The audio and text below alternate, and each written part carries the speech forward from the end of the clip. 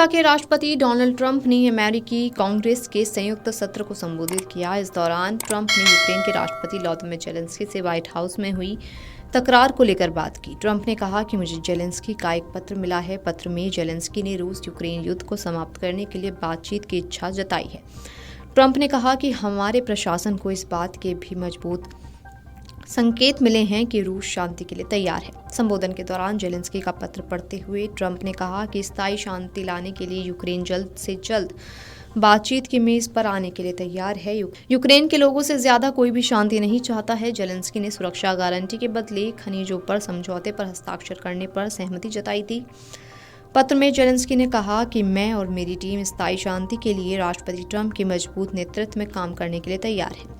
हम वास्तव में इस बात की सराहना करते हैं कि अमेरिका ने यूक्रेन की संप्रभुता और स्वतंत्रता को बनाए रखने में कितना कुछ किया है। खनिज और सुरक्षा पर समझौते के संबंध में यूक्रेन किसी भी समय उस पर हस्ताक्षर करने के लिए तैयार है जो आपके लिए सुविधाजनक हो। पिछले दिनों व्हाइट हाउस में जेलेंस्की, अमेरिकी राष्ट्रपति डोनाल्ड ट्रंप और उपराष्ट्रपति JD वेंस के बीच हुई बैठक में तनाव हुआ था। बैठक में जेलेंस्की ने यूक्रेन के युद्ध प्रयासों के लिए अधिक अमेरिकी समर्थन की मांग की, लेकिन चर्चा जल्द ही तनावपूर्ण हो गई थी।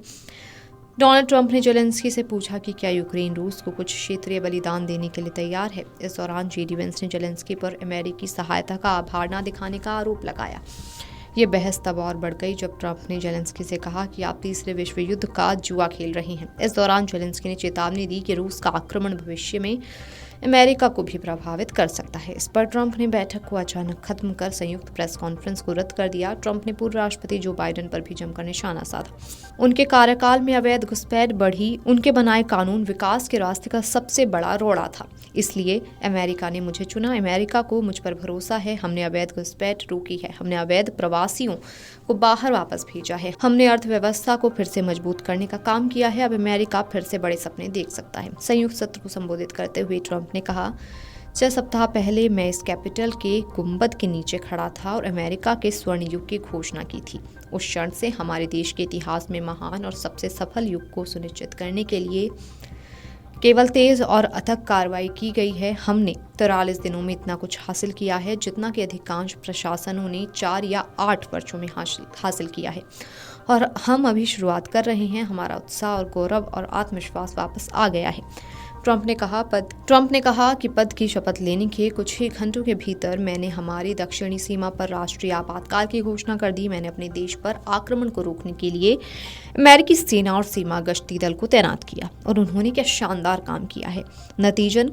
नतीजतन पिछले महीने अवैध सीमा पार करने की घटनाएं अब तक के सबसे कम रिकॉर्ड की गईं। इसकी तुलना में अमेरिकी इतिहास के सबसे खराब राष्ट्रपति जो बाइडेन के शासन में हर महीने सैकड़ों हजारों अवैध क्रॉसिंग होती थी। ट्रंप ने कहा, हमने हथियारबंद सरकार को खत्म कर दिया है। उदाहरण के लिए एक बैठे हुए राष्ट्रपति को मेरे जैसे अपने राजनीतिक प्रतिद्वंदी पर क्रूरतापूर्वक मुकदमा चलाने की अनुमति है। ये कैसे काम कर सकता है, ये अच्छा नहीं था। हमने अमेरिका में मुक्त भाषण वापस लिया है। 2 दिन पहले मैंने अंग्रेजी को अमेरिका की आधिकारिक भाषा बनाने के आदेश पर भी हस्ताक्षर किए हैं।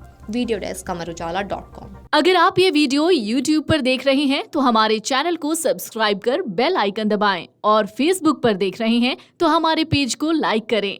8 मिलियन प्लस सब्सक्राइबर, आपके इस भरोसे के लिए बहुत धन्यवाद। अगर आप ये वीडियो YouTube पर देख रहे हैं तो हमारे चैनल को सब्सक्राइब कर बेल आइकन दबाएं, और Facebook पर देख रहे हैं तो हमारे पेज को लाइक करें। 8 मिलियन प्लस सब्सक्राइबर, आपके इस भरोसे के लिए बहुत धन्यवाद।